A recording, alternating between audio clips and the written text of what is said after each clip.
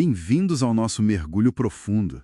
Hoje, a gente vai olhar para uma imagem bem forte lá de Apocalipse 10, sabe? Sim, Aquele anjo que desce do céu. sim, sim.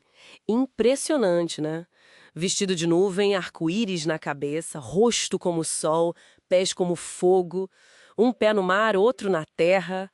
É marcante. Exato. E como você disse, é marcante e aparece num ponto-chave, né? Exato. Funciona como um interlúdio ali entre a sexta e a sétima trombetas. Perfeito. E a análise que a gente está usando hoje, ela segue uma linha teológica bem específica, a historicista. Para essa visão, as profecias vão se desenrolando na história, sabe? E esse capítulo 10 tem uma ligação fortíssima com Daniel, com o que chamam de tempo do fim. Entendi. Então, o nosso objetivo aqui é desempacotar essa interpretação que a fonte traz. Quem é esse anjo, o que significa esse livrinho aberto e a experiência do João, né? E qual a tarefa que ele recebe no final? Vamos começar pelo anjo. A descrição é muito rica. Muito rica, sim. A fonte aponta que as características lembram muito Cristo. A nuvem, que lembra a volta dele, o arco-íris, da aliança, o rosto como o sol, os pés de fogo, comparações diretas com outras partes do Apocalipse, Aham. e os pés no mar e na terra. Isso é visto como símbolo de autoridade total, universal. A mensagem dele é para todo o planeta. Certo. E ele tem na mão um livrinho aberto. A fonte dá bastante destaque para isso, né? O fato de estar aberto. Exato. Aberto em contraste com aquele rolo que estava selado lá em Apocalipse 5, lembra? Lembro, claro. E qual a conexão que a fonte faz com Daniel, especificamente? Olha, a chave, segundo essa leitura, está lá em Daniel 12, verso 4. Daniel recebe a ordem de selar o livro até o tempo do fim. Então, a interpretação é que esse livrinho aberto é justamente a parte do livro de Daniel que estava selada, tipo profecias como a dos 2.300 dias ou anos de Daniel 8,14. Ah, entendi. Então, o que estava selado em Daniel seria aberto, compreendido, nesse tempo do fim. Isso, o conhecimento dessas profecias aumentaria nesse período. Mas olha que interessante, antes do anjo jurar, tem aquele lance dos 7 trovões. Verdade. O João ouve, mas é proibido de escrever. O que a fonte diz disso? A fonte interpreta isso como um sinal. Um sinal de que, bom, nem tudo foi revelado pra gente, sabe? Existem mistérios que Deus decidiu manter selados. Logo depois vem o juramento do anjo, lá no verso 6. Ele jura que já não haveria mais demora, ou, dependendo da tradução, não haveria mais tempo. E esse não haveria mais tempo, a fonte não interpreta como o fim do mundo ali, né? Não, não, de jeito nenhum.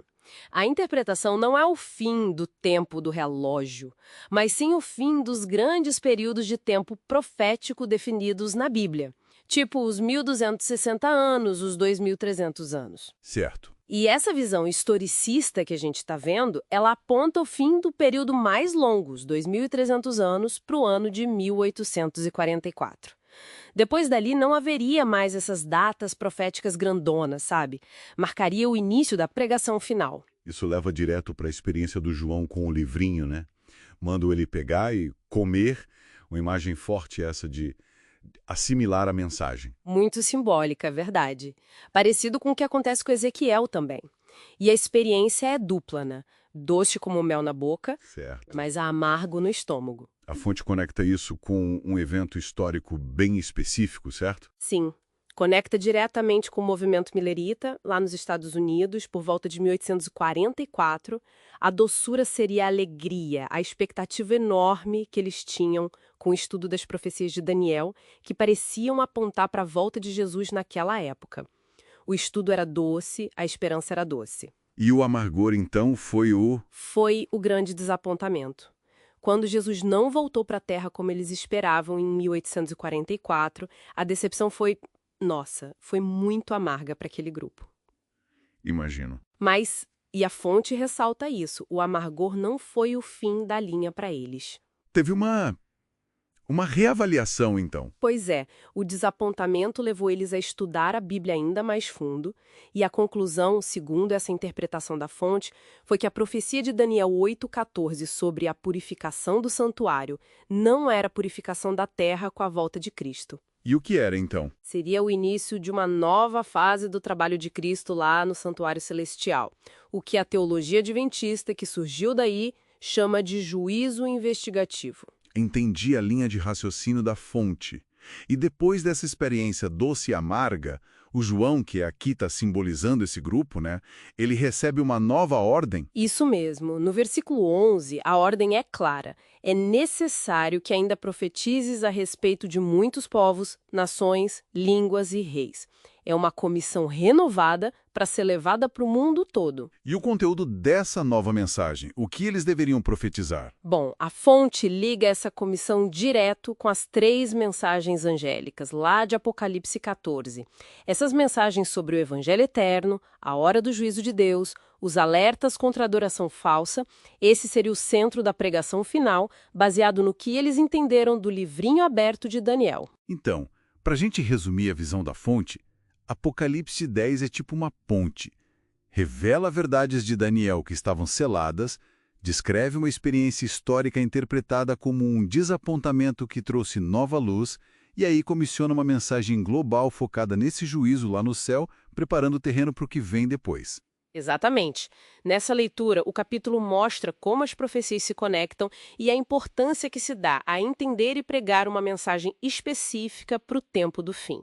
E isso prepara para Apocalipse 11:19, quando a Arca da Aliança aparece no Templo Celestial. É uma interpretação bem amarrada que a fonte traz, e deixa a gente com aquela pulga atrás da orelha sobre os 7 trovões, né? Se Deus mandou selar aquelas mensagens, o que isso diz sobre os limites do que ele escolhe revelar para a gente e o que ele decide guardar para si mesmo? Fica aí uma questão para pensar.